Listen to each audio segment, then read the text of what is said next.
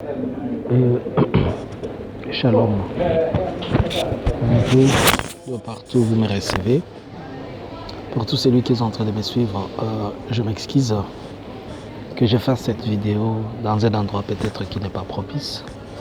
Je vais me permettre, excusez-moi, je ne saurais pas vraiment hausser les tons ou hausser la voix pour éviter de déranger les autres. Mais je pense qu'il est important que nous réfléchissions ensemble par rapport à quelque chose qui nous concerne. Quand je parle de quelque chose qui nous concerne, je parle précisément des chrétiens. Permettez-moi, je vais m'en tenir un peu de... Et quand je parle précisément des chrétiens, je parle des chrétiens de la région du Grand Lac. Bien aimé, vous savez que ça fait pratiquement 20 ans, presque, que la région dans laquelle nous vivons, la région des Grands Lacs en Afrique centrale, qui compose les pays tels que le Congo RDC, le Burundi, le Rwanda et l'Ouganda. Ce sont des pays qui se partagent la source du Nil. Et il se peut que, pas il se peut, la réalité c'est qu'il y a un problème depuis tous ces temps. En 1994, il y a eu le génocide au Rwanda. Mais avant qu'il y ait le génocide au Rwanda, il y avait des guerres tribales en RDC. Pour ceux qui ne savent pas, dans les territoires de Masisi, Rutshuru, il y a eu beaucoup de guerres. En 93, depuis 92-93, au Burundi, il y a eu plusieurs fois des répétitions de problèmes avec le président Dadaye, Cyprien Dagamira. Ils sont tous partis. Pour ceux qui ne connaissent pas l'histoire.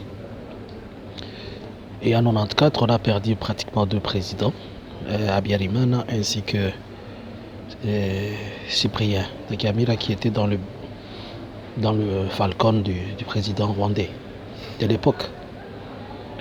Et depuis tous ces temps-là, il y a eu beaucoup de mouvements de population à gauche comme à droite. Il y a eu des déplacements massifs, permettez-moi. Il y a eu des déplacements massifs à gauche comme à droite. Et c'est pas fini là. Il y a eu une confusion sur le point tribal, de tribus. Et la confusion a continué. Il y a eu aussi des divisions dans cet état des choses. Et aujourd'hui, beaucoup de ces conflits-là pèsent dans mon pays, la RDC. Bien que ça pèse en RDC, mais le voisin, il doit subir, puisque quand il brille chez le voisin, comme disent les Français, il ne faut pas faire la fête. Et quand ça brille chez les voisins, si vous n'intervenez pas, même la fumée, il y a la chaleur que dégage le feu, va vous atteindre.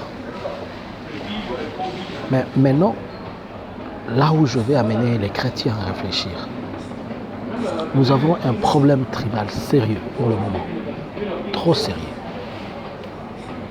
C'est les conflits qui se dit, ce n'est plus à cacher, ce n'est plus à dire en dessous de la table, c'est les conflits de Banyamulenge.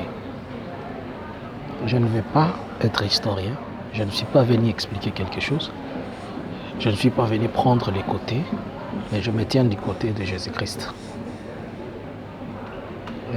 Et je pose maintenant la question aux chrétiens. Moi, ma question, ce qui m'intéresse, ce sont les chrétiens. Puisque les politiciens ont fait leur part, ils ont négocié, ils ont encadré négocié, ils ont fait la guerre. Cette question-là nous a amenés dans la guerre de Haftel, la question nous a amenés dans les guerres de RCD, la question nous a amenés dans les guerres de CNDP, la question nous a amenés dans les guerres de M23. La question nous a déchirés et aujourd'hui on ne sait pas ce qui va venir demain, si ça sera 1 juillet ou bien je ne sais pas si ça sera comment, je ne sais pas. Je ne suis pas en train de prophétiser. Mais je suis seulement en train de me poser une question et que je vais te poser toi. Il serait mieux que tu me répondes dans les commentaires. par rapport à ta réflexion, selon toi, quelle peut être l'attitude d'un chrétien par rapport à toutes ces choses? Je pose la question aux chrétiens. La haine et la montée jusqu'au sommet. La déconsidération, le rejet, et tout ce que la haine peut engendrer, nous le vivons et nous le touchons, moi et toi. Ma question, je la pose aux Congolais, aux Burundais, aux Rwandais, aux Ougandais. Face à cette réalité dans la région de Grand Lac, quelle peut être notre attitude, nous? J'aimerais qu'on se conseille. Puisque certains politiciens disent ils sont les nôtres, les autres disent ils ne sont pas les nôtres. Et en réalité, les politiciens qui disent qu'ils sont les nôtres, ils ne sont pas les nôtres, ils partagent des avis qu'ils connaissent eux-mêmes et ils signent leurs documents en dessous de la table, ils nous font mourir nous, ils partagent l'argent à gauche comme à droite. Moi, la question que je pose, je la pose aux chrétiens. Quelle est l'attitude d'un chrétien face à ceci? Surtout sachant que moi et toi, la Bible nous dit dans le livre de Hébreux 12, 14, recherchez la paix avec tous et la sanctification sans lesquelles personne ne verra le Seigneur. Et en sachant que la Bible nous dit que le plus grand commandement de tous et de tous les commandements qu'il y a, c'est l'amour. Je ne t'influence pas avec mes versets. Je ne te dis pas d'aimer quelqu'un. Je ne te dis pas de détester une autre. Je te pose la question. Je pose la question à toi qui s'agenouille comme moi. On s'agenouille chaque jour. On médite la Bible. Et nous disons que Dieu, c'est un Dieu. Notre Dieu, on ne le venge pas. Notre Dieu, on ne combat pas pour lui. Il a dit garder silence. Vous verrez ce que je ferai aux Égyptiens. Les Égyptiens que vous voyez aujourd'hui, vous ne les verrez plus jamais. J'avais observé quelque chose à un certain moment. J'ai observé que lorsque les gens sont en train de prier et qu'ils ont un penchant, ils reçoivent des révélations par rapport à leur penchant. À un certain moment,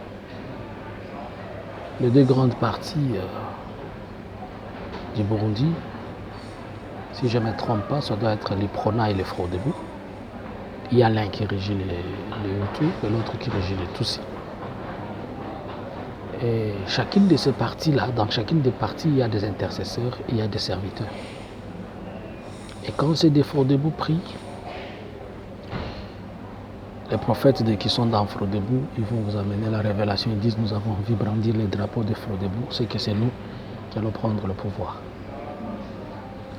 Et quand c'est des Liprona prient, ils te disent nous avons vu brandir notre drapeau, c'est que c'est nous qui allons prendre le pouvoir. Par la même occasion, c'est Dieu dit, le même Dieu de ceci, il dit pour nous, le même Dieu, il dit pour les autres. Alors on ne sait pas, ça crée la confusion. Par la même occasion, ceux qui sont entrés, les Banyamulenge qui sont en train de combattre, et les hommes de Dieu qui les entourent, ils vont te dire, Dieu nous a dit, nous allons remporter la victoire. Et nos frères, les Bembe et les Foulures, qui sont aussi en train de les combattre, ils te diront, les prophètes vont envoyer leur message, et Dieu a dit que nous allons tuer ou bien nous allons chasser. Si tu vas du côté du Rwanda, les prophètes qui sont avec le Rwandais, ils disent le Seigneur a dit que. Si tu vas chez les Congolais, ils disent le Seigneur a dit que. Si tu vas chez les Burundais, le Seigneur a dit que. Tu vas chez les Ougandais, le Seigneur a dit que. Le même Dieu. Nous savons tous que Dieu ne se confond pas, mais c'est comme si c'est nos pensées, nos raisonnements remplis de haine qui nous poussent à ne pas écouter bien la voix de Dieu. Par rapport à cette question. Maintenant, moi, je suis en train de poser la question aux enfants de Dieu. Ça fait plus de 20 ans Qu'on parle, on a tué les gens à Béni, qu'on dise on a tué à Béni, on a tué dans les Massissi, dans les Rutshuru, dans les Kasaï, dans les Bas-Congo et la région des Grands Lacs. Je prends juste la région des Grands Lacs pour ne pas embraser tous les pays, puisque partout il y a des conflits. Mais quelle sera notre attitude, nous les chrétiens? Je ne parle pas de tout le monde, nous les chrétiens. N'oubliez pas, un jour, Jésus se retrouve devant les gens et on lui demanda de payer l'impôt. Il dit à Pierre, tu vois sur cet argent, il y a l'image de qui? Il dit de César. Il dit alors à César ce qui est à César et à Dieu ce qui est à Dieu. N'oublions pas que les hommes de Dieu, notre premier objectif, notre rôle, c'est d'épanouir le royaume de Dieu, n'est-ce pas? Le royaume de Dieu, il est fait de la paix, l'amour, pas la haine. Donc, jusqu'à preuve du contraire, moi, serviteur de Dieu, chrétien, nous ne devons pas nous comporter comme des combattants. Quand je le dis comme des combattants, c'est-à-dire c'est les combattants qui peuvent insulter. Comme il veut, il peut dire tout le monde qu'il dit. Mais moi et toi, nous sommes censés avoir de la retenue, puisque si nous allons aussi très loin, le livre des Romains dit même de prier pour César, puisque notre bonheur dépend de cette ville-là, et aussi sachant que César est tellement occupé, il a besoin de nos prières. Donc nous ne sommes pas censés l'insulter, mais nous devons prier pour lui, César, qui sont nos dirigeants. Alors, si nos dirigeants ne réfléchissent pas bien, puisqu'ils n'ont pas la sémence que, entre guillemets, la sémence de Dieu. Quand je dis, entre guillemets, la sémence de Dieu, ce n'est pas dire qu'ils sont des païens. C'est-à-dire qu'ils ont la sémence de Dieu, mais peut-être ils n'ont pas la même sémence que toi, ils ne sont pas serviteurs comme toi. Mais maintenant, la question la plus primordiale, la plus principale, c'est quoi? Quelle est l'attitude d'un chrétien par rapport à la réalité de la région du Grand Lac? Chrétien congolais. La RDC est à 90% chrétienne et la deux grandes religions qui sont le catholicisme et le évangélique ou pentecôtiste et une petite couche de musulmans. Le Rwandais, le chrétien, mais ils se sont entretués en 1994 par le génocide. Les Burundais, les chrétiens aussi à 80%. Ils se sont fait des choses. Les Ougandais, chrétiens, mais il y a les LRA, il y a ceci, il y a cela. Puisque les chrétiens, à un certain moment, ils n'ont pas compris, ils ont commencé à s'entretuer en ignorant qu'ils sont censés faire autre chose qui est leur demande, qui leur sont leur demande. Et moi, maintenant, ma question, je la demande et je laisse, j'ai besoin de ta réponse. Réponds-moi dès que tu peux dans ton commentaire. Ne m'insulte pas, s'il te plaît. Ne me traite pas de tout. Moi, j'ai besoin que moi et toi, on réfléchisse. Quelle est l'attitude à prendre de nous chrétiens par rapport à la question de Banyamulenge, par rapport à la question de Mabele Nabisokei, par rapport à comment on est en train de tuer les autres? Parce que chaque jour, le diable est en train de mettre une sémence de la haine dans nos cœurs. Mais quelle est l'attitude à prendre? Que Dieu te bénisse, toi qui as écouté ce message. C'était une réflexion.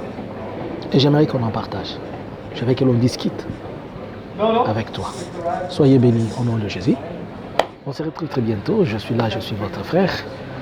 Bien que je sois dans un endroit qui n'est pas propice, mais il a fallu quand même que je change et que je partage avec toi. Dis-moi ce que tu penses. Je t'aime trop, je prie pour toi. Je te remets entre les mains de Dieu. N'oublie pas, d'ici 2 semaines, nous serons encore en prière, comme la prière du 4, comme la prière du 25. Par la grâce de Dieu, nous allons nous approcher du trône de Dieu. Que Dieu vous bénisse et à plus.